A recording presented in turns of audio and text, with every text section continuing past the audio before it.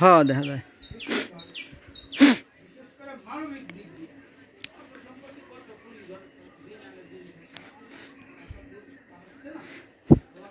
এই সমস্ত ছাত্ররা প্রতি বছর কয়েকটা করে কুরবানি দেয়, ঠিক আছে। ওদের হাতে রক্তের দাগ নিশ্চয়ই লাগে, পশুর দাগ।